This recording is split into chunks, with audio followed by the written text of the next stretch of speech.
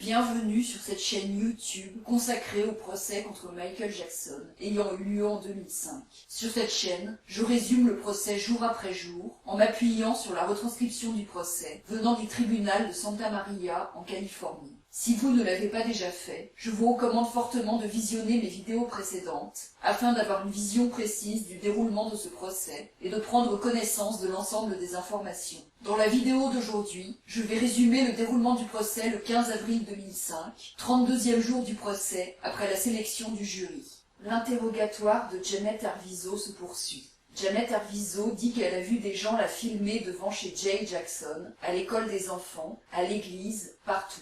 Elle dit que l'une de ces personnes était Johnny. Des vidéos sont diffusées montrant que les Arvizo et Jay Jackson ont été filmés pendant la période de février-mars 2003. Tom Mesereau commence son contre-interrogatoire. L'enregistrement d'une conversation téléphonique entre Janet Arvizo et Frank Cassio est diffusé. Elle admet avoir dit à Frank que sa maison était bombardée par des gens des médias. Dans la conversation, Janet dit à Frank qu'elle aime sa famille, que c'est comme s'ils sont tous une famille. Elle parle des reporters qui voulaient rencontrer les Arvizo. Elle fait référence au fait que Jésus Salas l'a aidée à partir. Elle dit à Mesereau qu'elle a été se faire épiler dans un salon de beauté de Los Olivos pendant son séjour à Neverland, parce que les Allemands avaient tout arrangé, parce que c'était pour faire une communication positive sur Michael Jackson avec une équipe les suivant et filmant. Elle dit qu'elle a eu cette épilation le jour précédant la fuite avec Jésus Salas pendant la nuit. Elle dit que ce n'était pas une épilation intégrale, mais juste l'épilation de ses jambes, et que Chris Carter l'avait emmenée au salon. Dans la conversation téléphonique, Janet parle de son ex-mari David. Elle dit qu'il ne paie pas sa pension alimentaire et qu'une décision de justice l'empêche de l'approcher, elle et les enfants. Mesereau fait remarquer que Janet Arvizo n'a pas cherché à obtenir de décision de justice similaire pour que Michael Jackson ne puisse pas l'approcher, et elle répond « J'avais trop peur de lui ».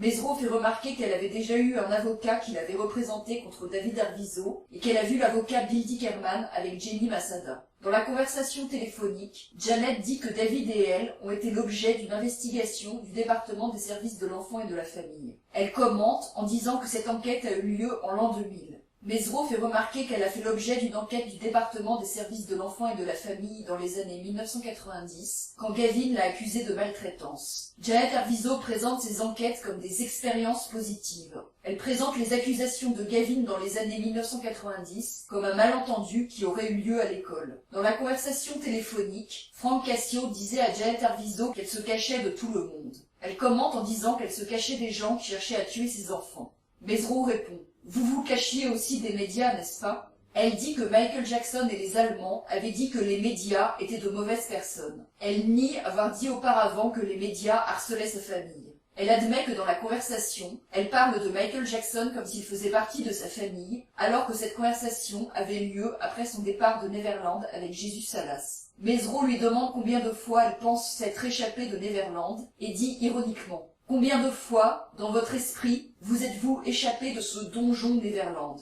Elle comptabilise 3 évasions avec Jésus Salas, avec Chris Carter et le dernier départ avec Jay Jackson. Dans la conversation téléphonique, Frank Cassio dit qu'il aimerait faire un documentaire et que Janet dise de belles choses sur Michael, et Janet lui répond « Moi et les enfants, c'est tout ce que nous avons à dire. » Janet commente en disant qu'à l'époque, elle pensait que seuls les Allemands posaient problème. Mesereau lui demande si elle maintient que les choses positives qu'elle a dites sur Michael Jackson dans la vidéo étaient scriptées. Elle dit que oui, mais que ça n'était pas nécessaire, car au moment de la conversation, elle était encore volontaire pour dire des choses positives sur Michael Jackson, mais que si une nouvelle vidéo était tournée, elle pourrait parler librement. Elle dit que tout ce qu'elle a dit dans les vidéos tournées chez Amin Mosley était scripté, même les scènes coupées. Dans la conversation téléphonique, elle se plaint à Frank que les Allemands voulaient lui dire quoi dire. Elle dit à Mesereau que les Allemands voulaient lui faire dire que Michael, ses enfants et elle étaient allés en Allemagne pour aider des orphelins allemands. Mesereau lui fait remarquer qu'elle ne parle jamais de ça dans la vidéo et elle dit « Ils l'ont supprimé, ou peut-être j'ai oublié ».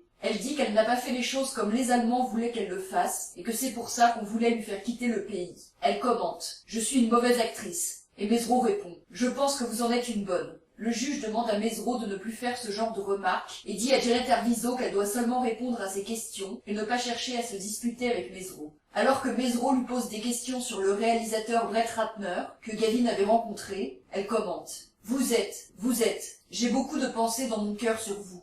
Dans la conversation téléphonique, Janet fait remarquer que les Allemands encourageaient Michael Jackson à boire, et elle commente « Je suis tombée dans leur petite chorégraphie » en disant que Michael Jackson faisait comme s'il ne buvait pas et que les Allemands l'encourageaient à boire. Elle ajoute « Maintenant je sais que Neverland c'est l'alcool, la pornographie et le sexe avec des garçons. » Dans la conversation téléphonique, Frank disait à Janet qu'il allait faire des arrangements parce qu'elle n'était pas en sécurité et elle le remerciait. Elle commente en disant que c'était par politesse. Dans la conversation, Frank lui demande comment il peut la contacter car ses lignes téléphoniques sont toujours occupées et elle répond que les gens l'appellent comme des fous. Elle commente en disant que les gens voulaient contacter Gavin. Dans la conversation téléphonique, elle ne fait aucune référence à des menaces de mort, mais parle des courriers qu'elle recevait des médias. Dans la conversation, Frank lui propose de mettre un garde du corps devant sa maison pour sa sécurité, lui demande si ça la dérange, et elle répond non. Mais elle affirme maintenant qu'elle disait non car elle ne le voulait pas. Dans la conversation, elle dit que l'école de Gavin était bombardée, elle commente en disant « C'est parce que Michael et les Allemands m'avaient dit ça ». Dans la conversation, Frank lui propose de venir à Neverland pour sa sécurité et Janet répond « As-tu un numéro de téléphone portable, Frank ?»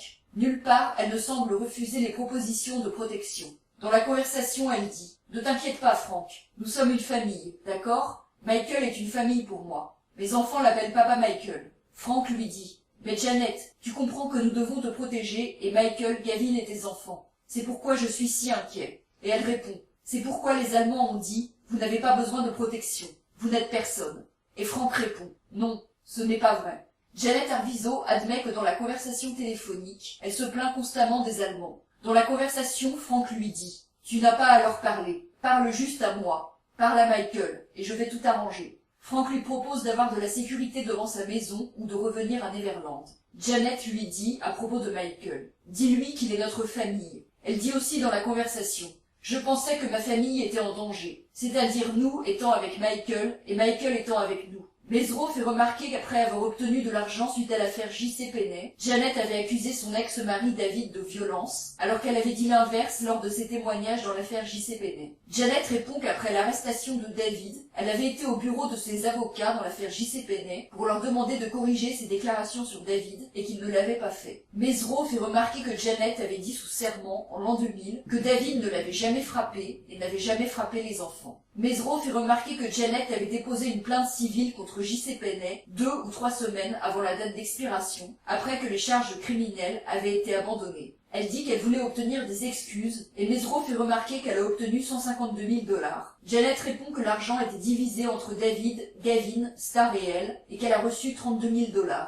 Mesro fait remarquer qu'elle a accusé les gardes de J.C. Penney de violence, puis a dit, après avoir obtenu l'argent, que les coups étaient de David. Janet dit qu'elle n'osait pas parler de la violence de David avant qu'il soit arrêté. Elle avait attribué sous serment des coups aux gardes de J.C. Penney, puis a dit que ces coups étaient de David. Elle répète qu'elle avait demandé à ses avocats de corriger ses déclarations sous serment. Mesro lui demande si elle avait bien témoigné sous serment que l'un des gardes avait pincé son téton de 10 à 25 fois, et elle dit qu'on lui avait demandé de décrire précisément ce qui s'était passé. Mesro lui demande si elle se souvient qu'elle a dit à Mary Holzer, qui travaillait pour la firme d'avocats responsable de la plainte contre J.C. Penney, qu'elle avait menti dans cette affaire. Elle nie avoir avoué un mensonge à Mary Holzer, et nie lui avoir dit que le frère de David était dans la mafia mexicaine et vendait de la drogue, et ni lui avoir dit que le frère de David s'en prendrait à elle et à sa fille si elle parlait de ce mensonge. Elle accuse la firme Rothstein, pour laquelle travaillait Mary Holzer, d'être des menteurs parce qu'ils n'ont pas corrigé ses déclarations sous serment sur David. Elle admet qu'elle avait accusé les gardes de J.C. Penney de l'avoir frappé à coups de poing et d'avoir frappé Gavin et Star. La vidéo tournée par les Arvizo chez Amin Mosley est diffusée. Janet Arvizo affirme que tout était scripté dans cette vidéo, même le fait qu'elle riait. Mesro lui demande si ce que dit son fils était mémorisé à l'avance, et elle dit que oui. Elle dit qu'elle jouait la comédie dans cette vidéo, et commente. Vous n'allez pas appeler Ellie Berry et dire « Êtes-vous Catwoman ?» Elle joue la comédie, elle n'est pas une menteuse. Elle dit que tout était préparé par Dieter et Ronald, spécialement Dieter. Elle dit que Dieter avait travaillé continuellement avec elle et ses enfants pour leur faire répéter quoi dire. Mesro lui fait remarquer qu'elle avait fait des déclarations similaires à la vidéo dans son appel téléphonique avec Frank Cassio, où elle ne se savait même pas enregistrée. Elle répond que Dieter et Ronald ont pris des éléments vrais de sa vie pour les mettre dans le script. Elle dit que tout dans la vidéo était scripté, même les extraits où les Arvizo ne se savaient pas filmer. Elle dit qu'ils ont dû commencer à écrire le script dès le séjour à Miami, quand Dieter et Ronald lui ont posé des questions sur sa vie à l'hôtel. Elle dit que Dieter les avait fait travailler 10 fois par jour pour mémoriser leurs textes par cœur, dans l'une des maisons pour invités. Elle dit que tout était écrit à l'avance sur des feuilles de papier.